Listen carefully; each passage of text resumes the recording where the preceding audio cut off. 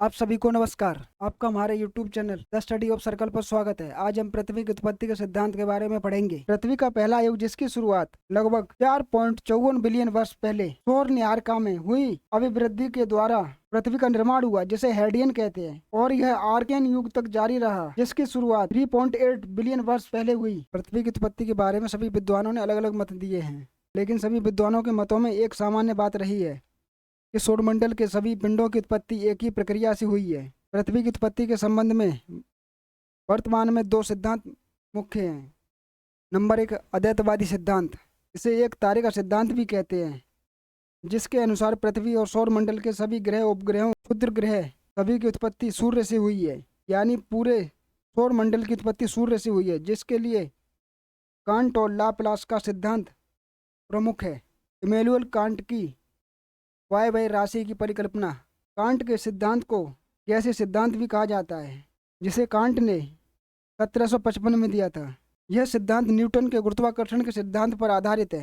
Can't के अनुसार शुरू में ब्रह्मांड में छोटे छोटे पदार्थ बिखरे पड़े थे, और इन पदार्थों में हुई आपस में आकर्षण शक्ति के कारण टक्कर होने लगी, जिससे ताप और गति उत्पन्न हुई, और समय के साथ ये सभी पदार्थ किसी बड़े पदार्थ के नाभिक के आकर्षण शक्ति के कारण आपस में मिलकर एक गर्म पिंड में परिवर्तित हो गई।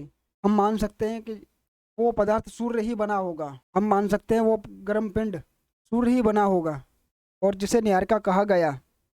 और बाद में न्यायिका में इतनी तेज गति हुई कि इसके केंद्र में उभार होने लगा, और इसी उभार के कारण न्यायिका से छल्ले अलग होते गए, और ये 9 छल्ले न्यायिका से दूर होते गए, और बाद में इन्हीं 9 छल्लों के पदार्थ आपस में मिलकर पिंड बन गए और ग्रहों का निर्माण हो गया। और अब जो न्यायिका का बचा हुआ भाग है वो सूर्य ही है, और बचे हुए पदार्थ क्षुद्र ग्रह कहलाए। लाप्लास ने यह सिद्धांत 1796 में दिया। इनके अनुसार ब्रह्मांड में एक गर्म और गतिशील गैसीय पिंड न्यायिका था, और समय के साथ साथ तापमान में कमी होने के कारण ठंडा होता रहा, जिसके कारण न्यायिका का ऊपरी भाग ठंडा होकर सिकुड़ने लगा, जबकि इसके अंदर का भाग गर्म था। न्यायिका के घूमने से अपकेंद्रीय बल में वृद्धि हुई। तब न्यायिका से एक छल्ला अलग हुआ। यही छल्ला 9 छल्लों में बट गया, और इन छल्लों के सभी पदार्थ इकट्ठे होकर ग्रह बन गए, और न्यायिका का अवशेष सूर्य को कहा। नंबर 2, द्वैतवादी सिद्धांत। इस सिद्धांत के अनुसार पृथ्वी के साथ साथ अन्य ग्रहों, उपग्रहों का निर्माण सूर्य के साथ साथ एक या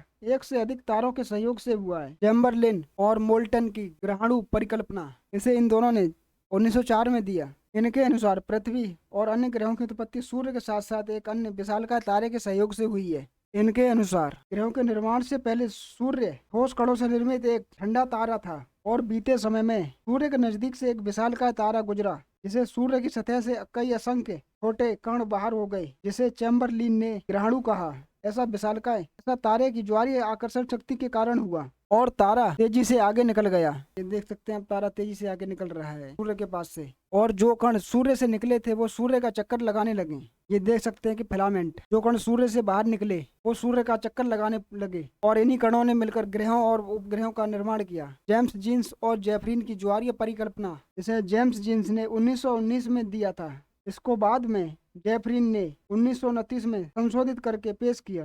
जेफरीन के अनुसार जैसे जैसे सूर्य के नजदीक तारा पहुंचता गया, सूर्य में ज्वार उत्पन्न हुआ, जो हजारों किलोमीटर लंबा था, और इसी उठे हुए भाग को इन्होंने फिलामेंट कहा। और ये तारा सूर्य से टकराने की बजाय आगे निकल गया, और ये फिलामेंट तारे के नजदीक ने जाकर सूर्य के चक्कर काटने लगा, और बाद में यही फिलामेंट विखंडित होकर ग्रह बन गया, जो ग्रह सूर्य का चक्कर लगाने लगे। इसी कारण फिलामेंट के आकार के अनुसार बीच वाले ग्रह बड़े और किनारे वाले ग्रह छोटे बनते गए। रसेल का द्वितारक सिद्धांत। रसेल के अनुसार आदिकाल में सूर्य के निकट एक नहीं बल्कि 2 तारे थे, जिसमें से एक तारा सूर्य की लगातार परिक्रमा कर रहा था, और बाद में दूसरा तारा उसके निकट से गुजरा, जिसका प्रभाव उस तारे पर पड़ा, और उसमें से एक ज्वार उत्पन्न हुआ, और तारा ऊपर जाने लगा, और सूर्य के निकट का तारा दूसरी दिशा में चलने लगा, और आगे चलकर इन्हीं ज्वारीय पदार्थों से ग्रहों उपग्रहों का निर्माण हुआ। ऑटो स्मिट का अंत तारक धूल का सिद्धांत। ऑटो स्मिट ने 1943 में अपना सिद्धांत दिया, और कहा कि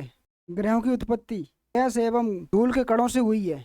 इनकी उत्पत्ति उल्काओं और तारों से निकले वाले पदार्थों से हुई है। जब सूर्य इनके नजदीक से गुजर रहा था, तो सूर्य की गुरुत्वाकर्षण शक्ति के कारण ये धूल कण, गैसीय कण सूर्य का चक्कर लगाने लगे और एक तस्तरी में बदल गए, और इन कणों के इकट्ठे होने से ग्रहों और उपग्रहों का निर्माण होने लगा, और यह सूर्य का चक्कर लगाने लगे और समय के साथ ये व्यवस्थित होकर ग्रह उपग्रह बन गए। आने वाली क्लासों को देखने के लिए हमारे चैनल को सब्सक्राइब करें।